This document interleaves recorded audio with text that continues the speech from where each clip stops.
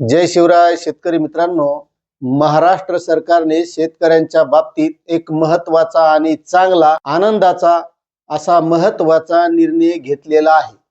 आता तो निर्णय असा आहे की कृषी यांत्रिकीकरण योजना ही राज्यात राबवली जाते। त्यामध्ये केंद्र सरकारची योजना आहे प्रधानमंत्री राष्ट्रीय कृषी विकास योजना। या अंतर्गत कृषी यांत्रिकीकरण योजना राबवली जाते आणि राज्य सरकारच्या माध्यमातून सुद्धा कृषी यांत्रिकीकरण योजना राबवली जाते। आणि या योजनेच्या माध्यमातून शेतकऱ्यांना महाडीबीटीच्या अंतर्गत जे शेतकरी ऑनलाईन पद्धतीने अर्ज करतील अशा शेतकऱ्यांच्या खात्यामध्ये डीबीटी मार्फत हे अनुदान दिले जातं आणि याच अनुदानाचा 350 कोटी रुपये अनुदान देण्याचा शासनाने महत्त्वाचा असा निर्णय घेतलेला आहे। मात्र यामध्ये महत्त्वाचं हे आहे की हे अनुदान कोणत्या अवजारासाठी मिळणार आहे, कोणत्या गोष्टीसाठी मिळणार आहे, कोणत्या शेतकऱ्यांसाठी मिळणार आहे। मात्र या गोष्टी समजून घेण्यासाठी हे नेमकं अनुदान कोणत्या शेतकऱ्यांना मिळणार आहे त्यासाठी आपल्याला तो शासन निर्णय समजून घेणं खूप महत्त्वाचं आहे। त्यामुळे तो शासन निर्णय तर आपण समजून घेणार आहोत। मात्र तत्पूर्वी तुम्हाला एक छोटीशी विनंती आहे, तुम्ही जर आपल्या चॅनलवर नवीन असाल तर चॅनलला सबस्क्राईब करा, व्हिडिओला लाईक करा आणि जास्तीत जास्त शेतकऱ्यांना ही माहिती शेअर करा।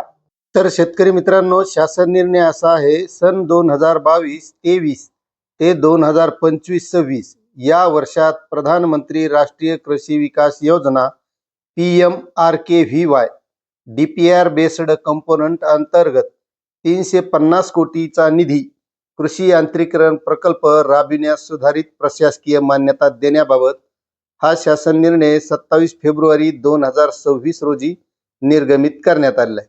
आता यामध्ये आपण जास्त वेळ न घालता नेमका शासन निर्णय आणि त्यामधील काही सुधारित ज्या अटी आहेत त्या समजून घेणार आहोत।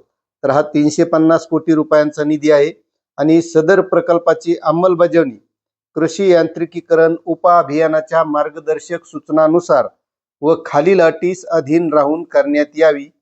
तर त्यामध्ये पहिली अट अशी आहे, प्रधानमंत्री राष्ट्रीय कृषी विकास योजना PMRKVY DPR बेस्ड कंपोनंट अंतर्गत मंजूर प्रकल्पामधून केवळ कृषी यंत्र व अवजारांच्या खरेदीकरिता अनुदान देण्यात यावे।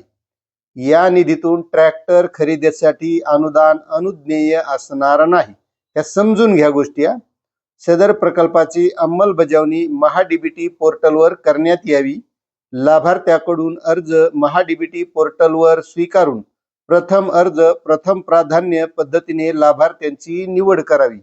हा सुद्धा महत्त्वाचा मुद्दा आहे, म्हणजे यामध्ये गरजवंतांचा फायदा होतो। प्रकल्पाअंतर्गत देण्यात येणाऱ्या यंत्र अवजारांचे जिओ टॅगिंग करावे। तसेच केंद्र शासनाच्या कृषी मॅपर या ॲपवर नोंदणी करण्यात यावी। अनुदानाची रक्कम महाडीबीटी पोर्टलवरून डीबीटीद्वारे SNS स्पर्श प्रणाली अदा करण्यात येत असल्याची खात्री आयुक्त कृषी यांच्याकडून करण्यात यावी। लाभधारकांचा आधार क्रमांक अभिलेख्यामध्ये नमूद करण्यात यावा। लाभधारकांचे स्थान म्हणजेच लोकेशन नमूद करण्यात यावे।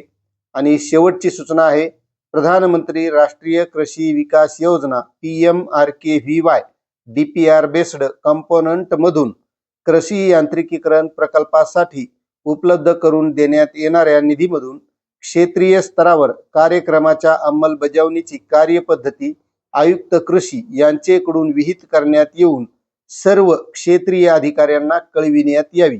असा हा शासन निर्णय आहे। तुम्हाला जर सविस्तर वाचायचा असेल तर याची लिंक आपल्या डिस्क्रिप्शन मध्ये दिलेली आहे, त्यावर जाऊन वाचू शकता। आणि या अगोदरचं महाडीबीटीचं अनुदान आपल्याला मिळालं का नाही हे सुद्धा नक्कीच कमेंट करा।